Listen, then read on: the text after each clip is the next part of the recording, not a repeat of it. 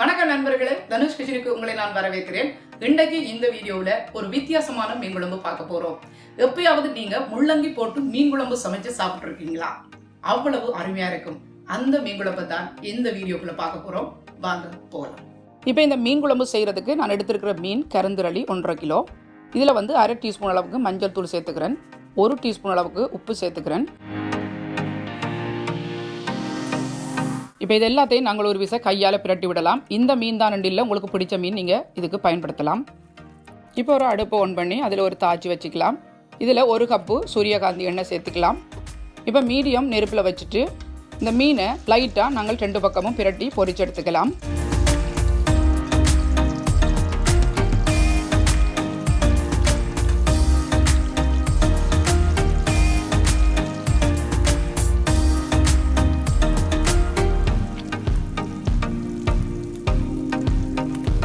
பாருங்கள், மீன் குழம்பு கலவாக பொரிஞ்சிருச்சு. இந்த பதத்தில் நீங்கள் மீன் எடுத்தால் போதும்.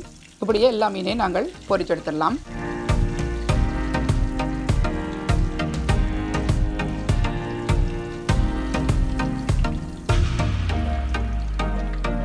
இப்போ பாருங்கள், இந்த பொரிச்ச எண்ணெயிலிருந்து தான் நான் தாளிக்க எடுக்க போகிறேன். என்னென்னு சொன்னால் இதில் தாளித்தா ரொம்ப சுவையாக இருக்கும். இதில் இருந்து 3/4 எண்ணெயை நீங்கள் பிரித்து எடுத்துட்டு 1/4 எண்ணெயை நீங்கள் சட்டியிலே வச்சுக்கோங்க. இப்போ இதில் நாங்கள் தாளிக்க தேவையான பொருட்கள் பார்த்தீங்கன்னு சொன்னால் 1/2 டீஸ்பூன் அளவுக்கு கடுகு, 1 டீஸ்பூன் அளவுக்கு வெந்தயம், 1 டீஸ்பூன் அளவுக்கு பெருஞ்சீரகம், 1 டீஸ்பூன் அளவுக்கு சீரகம். இப்போ இதை ஒரு 20 செகண்டுக்கு இதை நாங்கள் பொரிய விடலாம். இப்போ பாருங்கள், இதில் கருவேப்பிலை ஒரு 4 கொத்து எடுத்துருக்கிறேன். அதில் அரைவாசியை போட்டுட்டு நான் அரைவாசியை வச்சுருக்கிறேன். இதில் 150 கிராம் வெங்காயம் நீட்டாக வெட்டியிருக்கிறேன். அதையும் இந்த தாளினில் சேர்த்துக்கலாம். இப்போ அது கூட 5 பச்சை மிளகாய் பாதியாக வெட்டி வச்சுருக்கிறேன். அதையும் இந்த தாளினில் சேர்த்துக்கலாம். நெருப்பை மீடியமாக வச்சுக்கோங்க. இந்த வெங்காயம் பொன்னிறமாகும் வரைக்கும் நாங்கள் வதக்கி கொள்ளலாம்.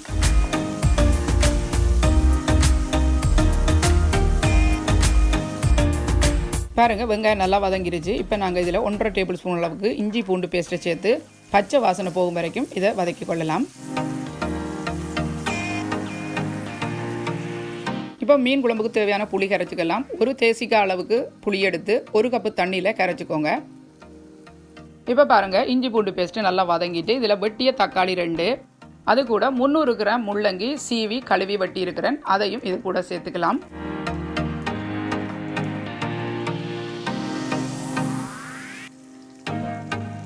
இப்போ இந்த தக்காளிக்கும் முள்ளங்கிக்கும் தேவையான உப்பு கொஞ்சம் சேர்த்து நல்லா கலந்து விட்டுக்கலாம்.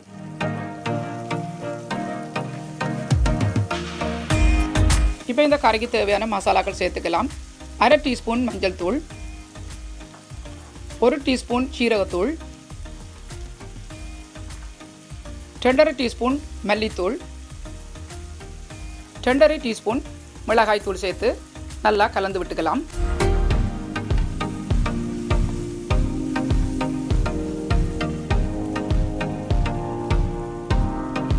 இப்போ நாங்கள் ஏற்கனவே இந்த குழம்புக்காக நாங்கள் கரைச்சி வச்சிருக்கிற புளியை வடிகட்டி இந்த குழம்புல சேர்த்துடலாம்.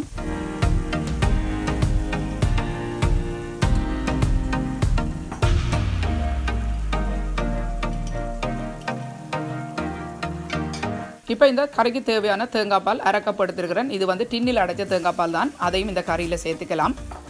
இப்போ இது எல்லாத்தையும் நல்லா கலந்து விட்டுக்கலாம்.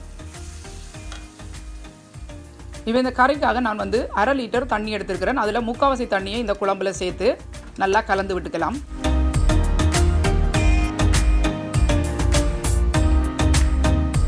இப்போ மீடியத்தில் இருக்கிற நெருப்பை நீங்கள் கூட்டிட்டு ஒரு 2 நிமிஷம் கொதி வரும் வரைக்கும் வெயிட் பண்ணலாம்.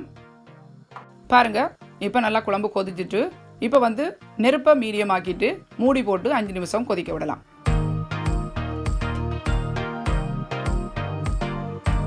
பாருங்கள், 5 நிமிஷம் ஆச்சு. குழம்பு நல்லா கொதிச்சுட்டு இப்போ நாங்கள் அகப்பையால் ஒரு விசை நல்லா கலந்து விடலாம்.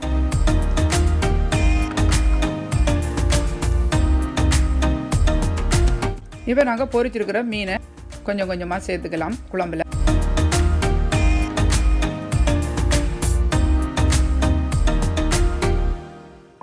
பாருங்கள், இப்போ மீன் எல்லாம் சேர்த்தாச்சு. இப்போ நீங்கள் மெல்லவாக அகப்பையால் மீன் உடையாத அளவுக்கு கவனமாக கலந்து விட்டுக்கோங்க. இப்போ இதுக்கு தேவையான உப்பு கொஞ்சம் சேர்த்துக்கலாம்.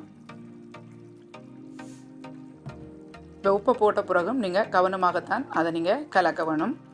இந்த மாதிரி மெல்ல மெல்ல மீனுக்கு இடையால் நீங்கள் கலந்து விட்டுருங்க. இப்போ நாங்கள் குழம்புக்காக எடுத்த தண்ணியில் மீதியாக இருக்கிற தண்ணி இதில் சேர்த்துடலாம்.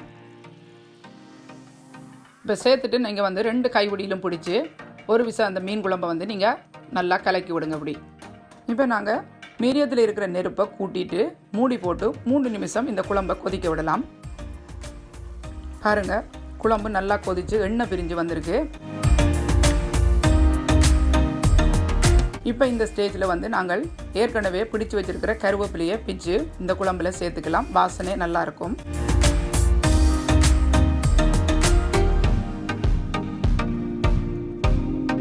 இப்போ கருவேப்பிலை போட்டோன்னே நீங்கள் குழம்பை தூக்கி இந்த மாதிரி ஒருக்கா கலக்கி விட்டிங்கன்னா போதும்.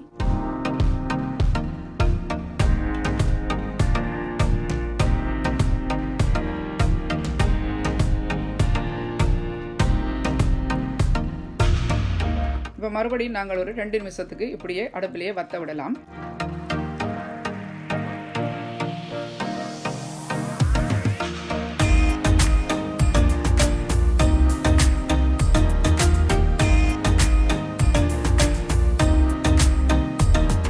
பாருங்கள், இப்போ கறியை பார்க்கவே அவ்வளோ அருமையாக இருக்குது. இப்போ நாங்கள் அடுப்பை அணைச்சிட்டு இப்போ நாங்கள் சர்வ் பண்ணலாம்.